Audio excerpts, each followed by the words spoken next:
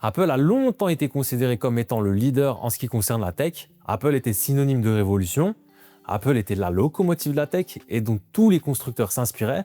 Mais depuis quelques années, Apple perd petit à petit cette place pour devenir au final un suiveur, même si beaucoup de marques s'inspirent encore d'Apple. Mais l'inverse est désormais aussi vrai. Apple s'inspire de plus en plus d'Android. Salut à tous, c'est Nouz, j'espère que vous allez bien. Ici on parle de tech, donc n'oublie pas de t'abonner pour ne manquer aucune de mes vidéos et me soutenir. Allez, on parle de tout ça dans cette vidéo. Ça fait désormais bien longtemps qu'Apple n'innove plus beaucoup, surtout sur iPhone. Il faut le rappeler, mais quand Apple a sorti son premier iPhone, c'était une vraie révolution et qui a changé nos habitudes à tout jamais. Je me rappelle du premier iPhone que j'ai eu, qui était l'iPhone 3, ça fait loin maintenant. On découvrait un tout nouveau monde avec la possibilité d'installer des applications et de faire tout un tas de choses qu'on n'avait jamais même pensé à faire avec nos téléphones avant. Les iPads ont aussi été une grande révolution. Avoir un écran si grand portable permettant de remplacer pour certaines tâches les ordinateurs portables, ça a été aussi une révolution. Et toutes ces révolutions ont un point commun, c'est Steve Jobs. On le sait, et qu'on aime ou pas le personnage, c'était un génie. Il a innové et vraiment bouleversé nos habitudes avec ses idées. Mais le débat n'est pas sur lui, mais plus sur l'innovation d'Apple, donc continuons là-dessus. Suite au décès de Steve Jobs, on le sait, Tim Cook a pris les rênes d'Apple et nous avons eu les AirPods qui ont créé aussi une révolution. Je me souviens au début, tout le monde se demandait si les écouteurs sans fil allaient marcher. Désormais, quasiment plus personne n'utilise des écouteurs filaires dans la vie de tous les jours. Je parle vraiment des gens lambda, pas des audiophiles qui veulent vraiment avoir un son parfait. Il est vrai aussi qu'Apple a réussi à bouleverser à nouveau le marché des ordinateurs portables avec ses puces M, qui pour le coup ont été la dernière vraie grosse révolution d'Apple, tant les performances de ces MacBooks ont été décuplées suite au passage de ces puces maison d'Apple. Mais dans ce cas-là, ça n'a pas révolutionné notre manière de faire et nos habitudes, ça a été plus un gain et un confort. Mais hormis ça, on n'a plus vraiment de réelle révolution et surtout de grosses prises de risque de la part d'Apple. Apple attend désormais patiemment que les constructeurs tentent, fassent des erreurs et fassent évoluer une technologie jusqu'à ce qu'elle arrive à maturité pour finalement prendre le train en marche. Et je le répète, mais c'est dommage, parce qu'avant Apple était la locomotive et tout le monde suivait son train. Désormais, c'est plutôt l'inverse.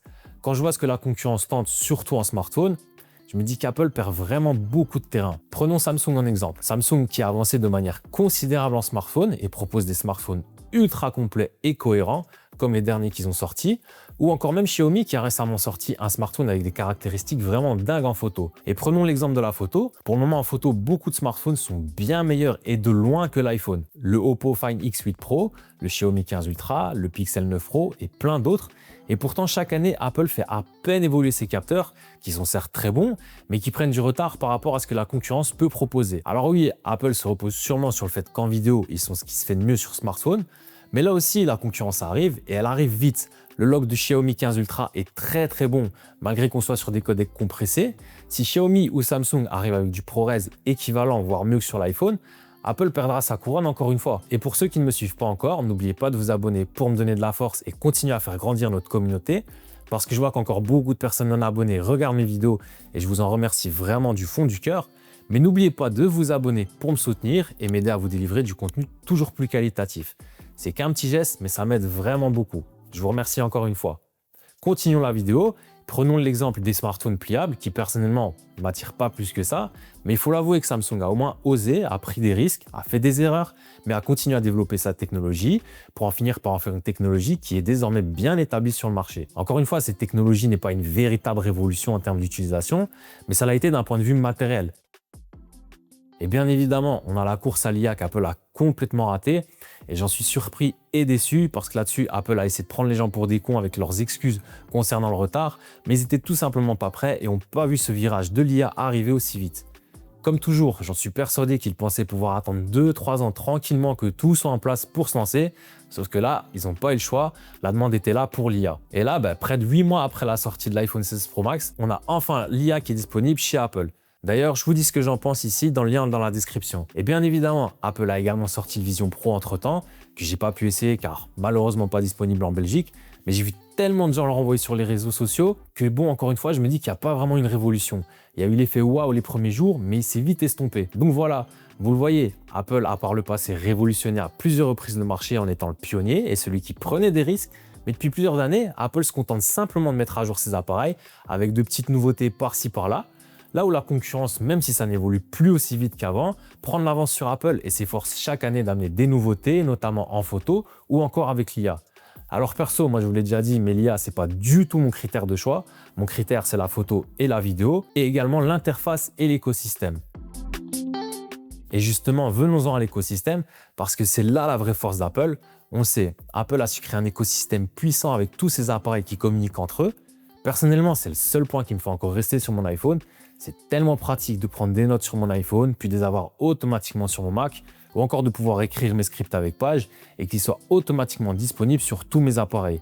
C'est une force et une très grosse force, et ça, Apple le sait. Apple a créé cet écosystème pour faciliter la vie des gens, et c'est plus que réussi. Alors bien sûr, la concurrence a développé ses propres écosystèmes, et je pense notamment à Samsung, qui a probablement l'écosystème le plus développé après Apple.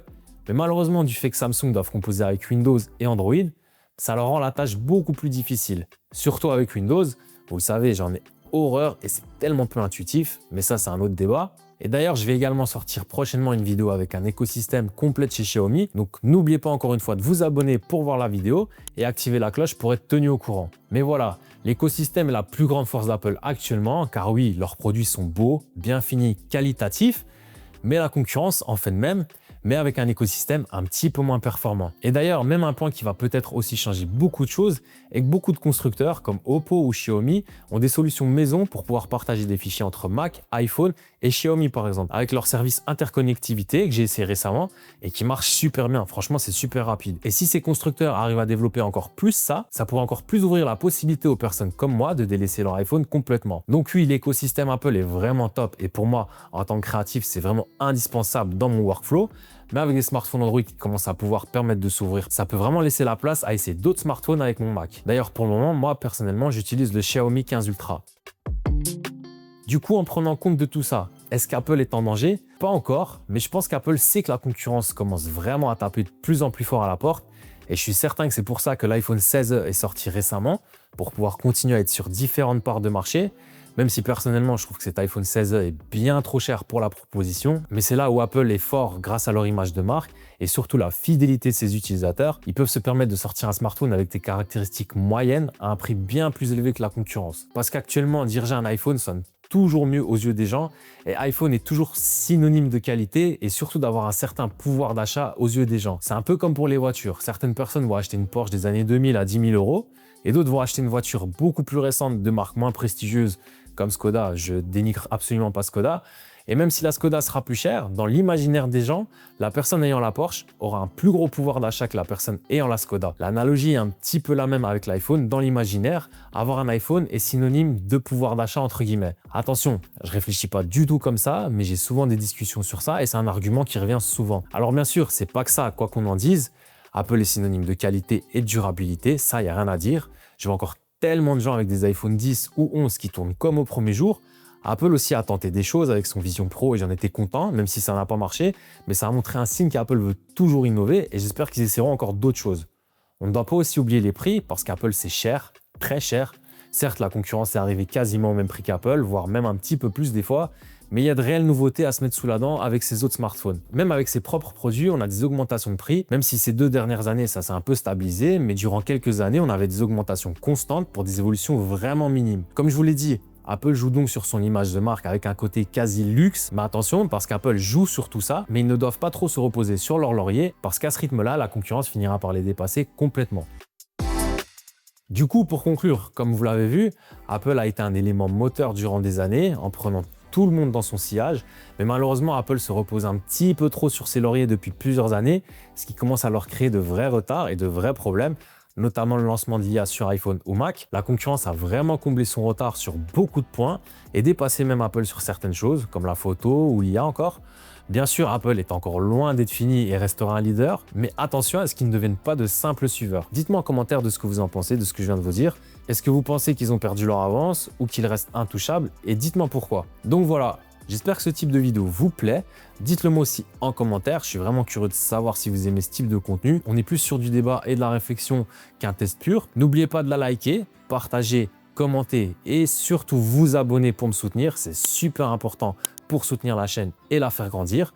Je vous dis merci à tous et à la prochaine.